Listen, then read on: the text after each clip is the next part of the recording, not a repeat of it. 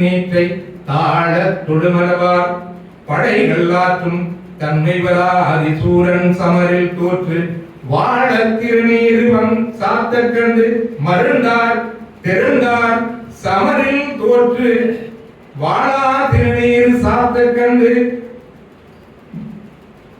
கைவால் விடாமேர் வீட கழிப்பார் போல் என்று யாக்கையை விடுவித்து சிவனருள் மேவினாரே அப்படின்னு திருத்தொண்டர் புராணத்தில் ஒரே ஒரு பாடலில் இவருடைய வரலாற்றை சொல்லியிருக்கிறார். பெரிய புராணத்தில் இவருடைய வரலாறு மிகச் சிறப்பாக சொல்லப்படுகிறது. நெல்லும் கரும்பும் நிறைந்து விளைகிற வளமான பொன்னி நதி பாய்கிற அந்த எயினூரில் வால் பயிற்சி பயிற்றுவிக்கக்கூடிய ஒரு தலைவனாக அவர் இருந்திருக்கிறார். அங்கே இருக்கிற அத்தனை இளைஞர்களுக்கும் வால் பயிற்சி கொடுக்கிறார். ஒரே கொள்கையில் இருக்கிறார். சிவ பெற்ற பொருள் அனைத்தும் இறை தொண்டர்களுக்கு வழங்குவது என்கிற ஒரே குறிக்கோளோடு இருக்கிற அவர் அவரிடம் ஏராளமான மன்னர்கள் வந்து வால்பயிற்சியை கற்றுச் செல்கிறார்கள். அதே போல இளவரசர்கள் வந்து வால்பயிற்சியை கற்றுக்கொள்கிறார்கள். பகைவன் கூட திருநீர் அணிந்து வந்தால் அவனிடத்தில் நட்பு பாராட்டுகிற அவனை வழிபடுகிற ஒருவராக இருக்கிறார். ஆக பகை அற்றவராக இருக்கிறார். அவருடைய புகழ் மேலும் மேலும் ஓங்கிக் கொண்டிருக்கிறது. மன்னர்கள் வந்து வால் பயிற்சி கற்றுக்கொண்டு இருக்கிறார்கள். அதே போல இளைஞர்கள் பலரும் வால் பயிற்சி கற்றுக்கொண்டு இருக்கிறார்கள். வால் படை பயிற்சி வந்த வளமெல்லாம் தானும் தடமுடியும் காணாது உயர்ந்து நிற்கிற இறைவனுடைய அன்பர்களுக்கு தொண்டு செய்வதே தன்னுடைய வாழ்நாள் கடமையாக நின்று வாழ்ந்துட்டு இருக்கும்போது எப்போதுமே நல்லவன் ஒருத்தர் இருந்தா அந்த ஊர்ல கெட்டவன் ஒருத்தர் இருப்பான். இதுதான் கதைகள். அப்படியான இவரை போலவே வால் பயிற்சி அளிக்கக்கூடிய அதிசூரன் என்கிற ஒருவன் இருக்கா. நம்ம வள்ளுவர் சொல்வது போல அடுக்காது அவா வெகுடி இன்னா சொல் என்கிற இத்தனை குணங்களையும் ஒரு சேர கொண்டவனாக இருக்கிறார். தொழிலிலும் சிறப்பு கிடையாது. இப்படிப்பட்ட அவன் இவர் மீது பொறாமை கொள்கிறான். எப்பொழுதுமே வெற்றியாளர்கள் மீது பொறாமை கொள்கிறவன் தன்னுடைய வளர்ச்சியை பார்க்க மாட்டான். அவன் என்ன செஞ்சிட்டு இருக்கான், அவரை நோக்குறதுலேயே இருப்பான். இப்படியான அதிசூரனுடைய பார்வை, கோபம், வெறுப்பு எல்லாமே யார் மேல வந்ததுன்னா ஏனாதி நாயனார் மேல வந்தது. ஏனாதி நாயனாரை வந்து எப்படியாவது படித்திருத்துக் கொள்வது, தானே அந்த உரிமையை வால் பயிற்சி அளிக்கக்கூடிய அந்த உரிமையை பெற்றுக் கொள்வது என்று சூழ்ச்சி செய்தார். நேரடியாக தம்முடைய துணைவர்களை எல்லாம் அழைத்துக் கொண்டு ஏனாதி நாயனாருடைய இல்லத்திற்கே சென்றார். இதை சேக்கிழார் சொல்றார். வேங்கட்புலி கிடந்த வெம்முனையில் சென்றடைக்கும், வேங்கட்புலி கிடந்த வெம்முனையில் சென்றடைக்கும் பைங்கட்புரு நரியை போல் வால் படை கொண்டு பொங்கி புறம் சூழ்ந்து போர் குறித்து நேர் நின்றே அங்கம் கடை நின்று அழைத்தான் அதிசூரன். வாசல்லே போய் நின்னான், தலைவாசல்ல போய் நின்று போருக்கு அழைத்தான். இந்த போரில் யார் வெற்றி பெறுகிறார்களோ அவர்களுக்கு தான் வால் பயிற்சி அளிக்கக்கூடிய முழு உரிமையும் உண்டு.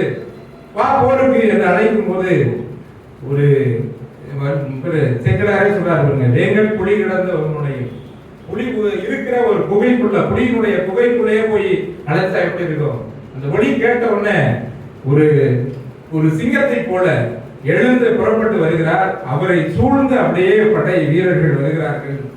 உடனடியாக சுதாரித்துக் கொண்ட அதீஸ்வரன் சொல்கிறார், நான் ஒரு வெளியை காட்டுகிறேன், அங்கே இருவரும் போர் செய்வோம் என்று சொல்கிறார். சரி என்று ஒத்துக்கொள்ளப்பட்டு 2 படைகளும் அந்த வெட்ட வெளியில் ஊருக்கு புறமாக இருக்கிற அந்த பகுதியில் 2 படைகளும் சந்தித்துக் கொள்கின்றன. ஏனாதி நாயனார் படை தளபதியாக, எப்பொழுதுமே தளபதி பின்னாடி நின்று வந்தார்னா அந்த போர் வெற்றியே பெறாது. ஏனாதி நாயனார் முன் நின்று அத்தனை வீரர்களையும் வேல் வாழ் கொண்டிருக்கிற கைகள் எல்லாம் கீழே விழுந்தன, சிரம் அறுக்கப்பட்டன. படை வீரர்கள் அவ்வளவும் அப்படியே தோல்வி தன்னை வந்து நெருங்குகிற நேரத்தில் அதிசூரன், அதுக்கு சேக்கிழார் ஓமை சொல்றாரு, ஒரு மகிழ்ச்சியாக எல்லையில்லாத மகிழ்ச்சியோடு வாழ்ந்துட்டு இருக்கிறவன் திடீர்னு ஞானத்தை பற்றி எல்லாவற்றையும் விட்டுட்டு ஓடுறது போல இவன் இந்த போரை விட்டு புறம்பு விட்டு ஓடிடலாம். தன்னோடு சார்ந்த சில பேரையும் அழைச்சிட்டு போயிடலாம். போய் அவனால இரவு முழுக்க தூக்கம் இல்லை, நிம்மதி இல்லை. இவரை போரில் நேரடியாக வெற்றி பெற முடியாது. இவரை சூழ்ச்சி செய்தால் மட்டுமே வெற்றி பெற முடியும். ஆகையினால் நீ சில காலம் யோசித்து சில நாட்கள் யோசித்து இவரை எப்படி வெல்வது, ஒரு பலம் வாய்ந்த ஒரு நபரை வீழ்த்துவதற்கு அவருடைய பலவீனம் எது என்பதை அவன் யோசித்தான். அவன் யோசித்த விதம் தவறானது. அவருடைய நல்ல கொள்கையாக இருக்கிற நீரணிந்து வருகிற அத்தனை பேரையும் இறைவனாக நினைக்கிற, இறைவனின் அடியவராக இறைவனாக நினைக்கிற அந்த கொள்கையின் வழியாக இருந்து இவரை கொள்வது என தீர்மானம். அதே போல ஒரு ஒற்றனை அழைத்து இந்த சூழ்ச்சியை நிறைவேற்றிக் கொள்வதற்கான ஒரு வாய்ப்பை உருவாக்கி, நீ போய் ஏனாதிநாதன் நாயனாரிடம் போய், நாம் இரு படைகளும் சேரும்போது படை வீரர்கள் தாக்கப்படுகிறார்கள், நீயும் நானும் மட்டும் தனித்த இடத்தில், உன்னுடைய துணைவர்கள் யாரும் இல்லாத தனித்த இடத்தில் 2 பேரும் சண்டையிட்டுக் கொள்வோம். யார் வெற்றி பெறுகிறார்களோ அவர்களே இங்க வால் பயிற்சி செய்யக்கூடிய உரிமை பூண்டவராக இருக்கலாம்னு சொன்னாரு. அந்த ஏவலாளர் ஒற்றனும் போய் அவர்கிட்ட சொல்லும் போது, இவர் சிவநெறியை பின்பற்றுகிறவர், ஏன் இத்தனை உயிர்கள் பலியாகணும் அப்படின்னு அவனுக்கு ஒரு முடிவு பண்ணிடுவோம் அப்படின்னு அவன் சொன்ன குறித்த இடத்தில் போய் நடமாடி கொண்டிருக்கிறார். பாட்டில் அழகா சொல்ற, குறித்த நேரத்தில் இவன் சூழ்ச்சி நிரம்பியவன் திருநீரை பூசிக்கொள்கிறார். பொழிகின்ற அந்த திருநீரை பூசிக்கொள்கிறார். உடல் முழுவதும் திருநீரை தரித்துக் கொள்கிறார். அதன் மீது கவசத்தை உடுத்திக் கொள்கிறார்.